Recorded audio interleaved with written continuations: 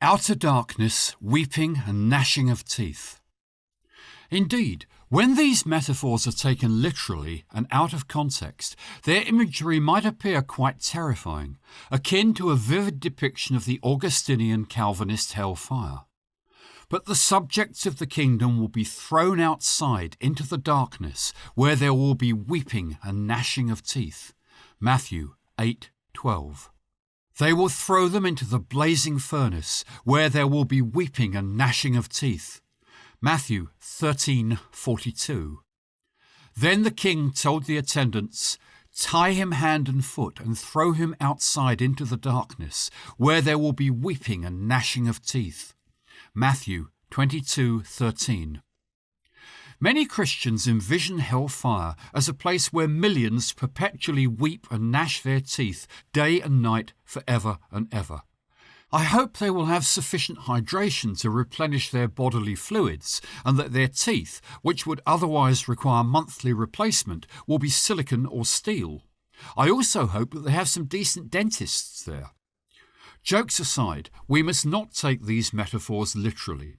Otherwise, in Matthew 22:13, outer darkness is referred to as the place of weeping and gnashing of teeth, while in Matthew 13:50, Jesus calls that same place a furnace of fire. Again, if we interpret these passages literally, we have a contradiction because fire produces light, in contrast with complete darkness. According to the physics department at the University of Illinois, we usually keep the name flame for something that's burning and giving off light. If we use the word that way, there can't be a black flame, since black means that no visible light is coming from it. Let's continue to take the literal line of thinking further. If we look at the context of Matthew chapter 13, we see that it actually rejects ECT in hellfire and supports annihilation. Just as the weeds are gathered and burned with fire, so will it be at the end of the age. Verse 40. When a weed is burned, it leaves nothing. Again, if taken literally, this contradicts the idea of eternal torment and supports the view of annihilation. However, suppose I wasn't convincing enough. In that same chapter, Matthew 13, it is also mentioned that Jesus spoke all these things to the crowds in parables. He did not say anything to them without using a parable. Matthew 13:34. Thus, it might be wise to take Matthew's advice and interpret these as metaphors. Wise people, especially rabbis, often speak using metaphors and parables. It is the uninformed who misunderstand and take their words literally. This is why I speak to them in parables. Though seeing, they do not see. Though hearing, they do not hear or understand. Matthew 13:13. The uninformed were, ironically, the most religious people on the planet. Nevertheless, the ensuing question is, what exactly do these metaphors represent? Not to us, but to the original Jewish hearers. Gnashing of teeth. By now, you might not be surprised to hear that the phrase gnashing of teeth already appears in the Hebrew scriptures in contexts beyond pain or abuse, often symbolizing envy, anguish, despair, or frustration. Psalm 35:16 says, "With godless mockery they gnashed their teeth at me." Here, the gnashing of teeth is depicted as an expression of animosity and derision from King David's enemies.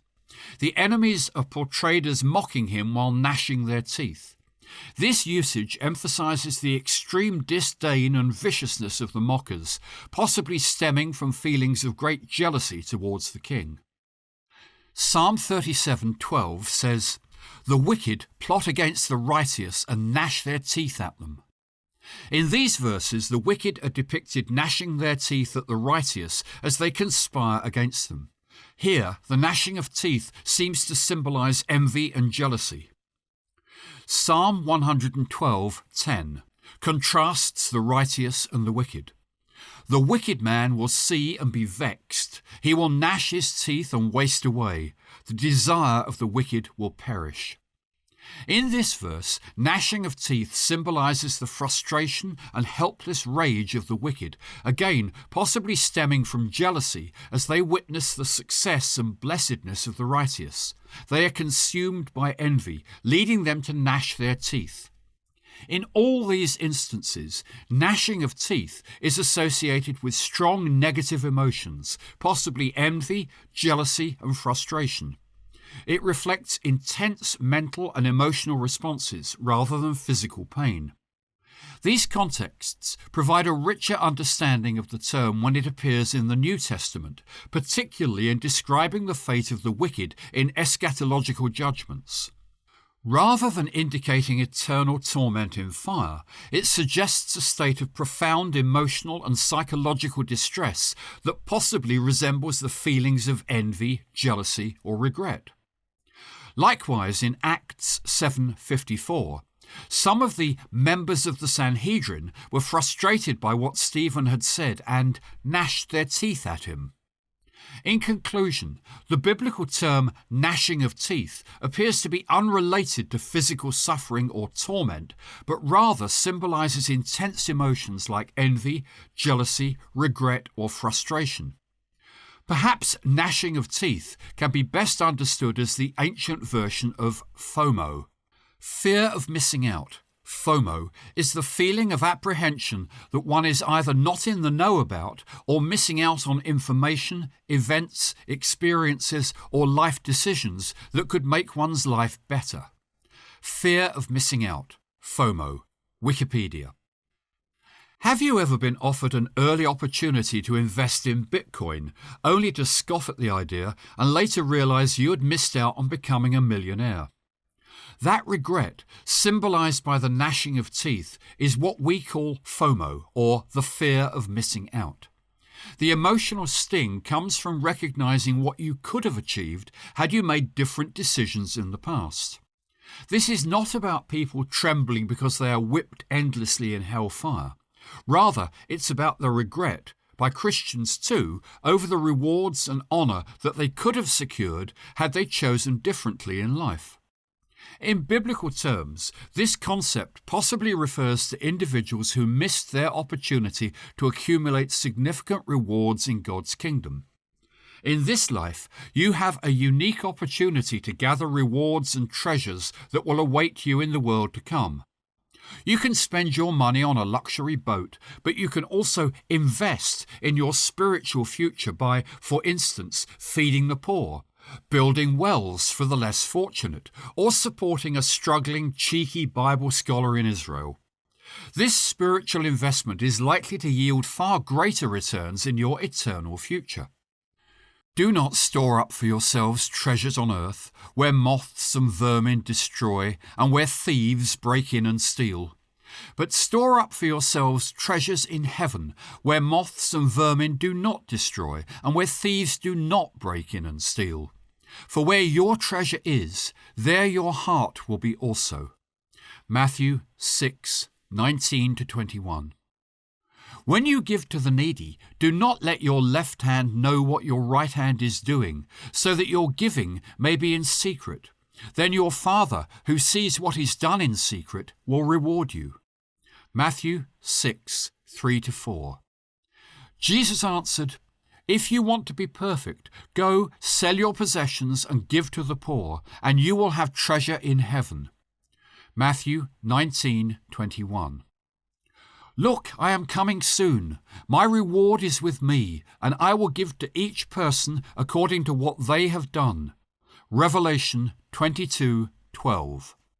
Consider also Matthew 5:12, 6:1-4, 6:19-21, 10:42, 18:4, 19:21, 20:26-28, 25:21, 25:34-40, Mark 9:41, 10:29-30, Luke 6:22-23, 12:33-34, 18:22, Revelation 22:12. One day, the stingy, mean, unkind, uncaring, unempathetic, and arrogant will gnash their teeth in regret. In contrast, those who are lovingly sacrificial, kind, generous, caring, empathetic, and understanding will inherit all the blessings the kingdom has to offer. Yes, it's that simple. It is my personal belief that in the future kingdom, much like in our worldly ones, there will be a variety of roles and hierarchical positions. It is, after all, God's kingdom, not a communist country. Many Christians will have had the opportunity to secure not their salvation from hellfire, but an elevated status in this forthcoming kingdom through acts of sacrifices, generosity, and kindness. When they eventually recognize that their malevolent and self-centered deeds have relegated them to the lowest echelon in the impending kingdom, they will gnash their teeth in remorse. This anguish will be so profound that it will, metaphorically, sear their hearts like an unquenchable flame, for there will be no further chances to ascend the ranks. Spiritually, this is the ultimate fear of missing out. Outer darkness. In the Old Testament, the term darkness has multiple meanings depending on the context. It can signify despair, ignorance, or the state of being excluded from God's protection and blessings. For instance, the Torah parallels lack of prosperity and misfortune with darkness. And you shall grope at noonday, as a blind man gropes in darkness. You shall not prosper in your ways. You shall only be oppressed and plundered continually, and no one shall save you. Deuteronomy 28:29. In the New Testament, the term outer darkness metaphorically represents exclusion. It is depicted as an exclusion from a vibrant banquet or celebration. Envision an ancient town in 1st century Israel where, at night, darkness envelops all but one place, a radiant banquet hall in the centre of the town square. In ancient times, much like today, banquets and celebrations were celebrated at night, often offering the only source of light in the area. Being outside a kingdom at night during those ancient days meant complete darkness, as there were no modern light sources or electricity. Thus, being in the outer darkness symbolized being excluded from the joyful, light-filled celebration. This state is described as one of weeping and gnashing of teeth, indicating profound frustration, perhaps stemming from the regret of those left out of the party. This image bears a resemblance to the contemporary expression being kept in the dark. Missing out on a party, however, does not mean that you will be tortured in fire forever. It simply means that you were not considered worthy to be invited to the banquet. Conclusion. The images discussed, like that of gnashing of teeth or outer darkness, convey the emotional and spiritual distress associated with being excluded from the most significant celebration imaginable. It is akin to the feelings of isolation and desolation one might experience when not invited to an important social gathering while feeling they deserve to partake. If the link between celebrations and darkness seems unclear, reflect on the employment of these metaphors in Jesus' parable. Then he said to his servants, "The wedding banquet is ready, but those I invited did not deserve to come. So go to the street corners and invite to the banquet anyone you find." So the servants went out into the streets and gathered all the people they could find, the bad as well as the good, and the wedding hall was filled with guests. But when the king came in to see the guests, he noticed a man there who was not wearing wedding clothes. He asked, "How did you get in here without wedding clothes, friend?" The man was speechless.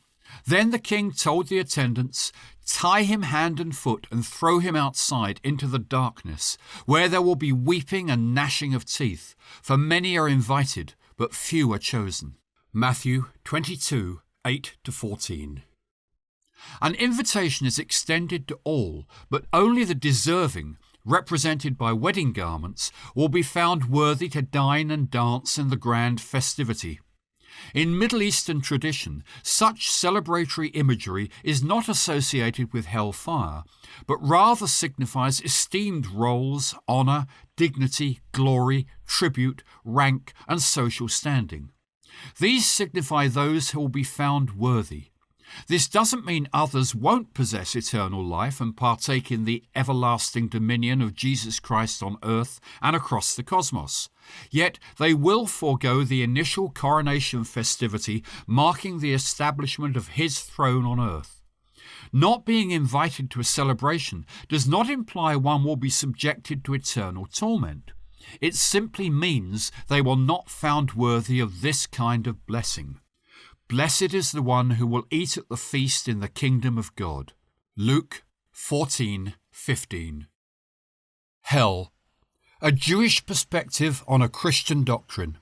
Written by Eitan. Narrated by Paul Landigan.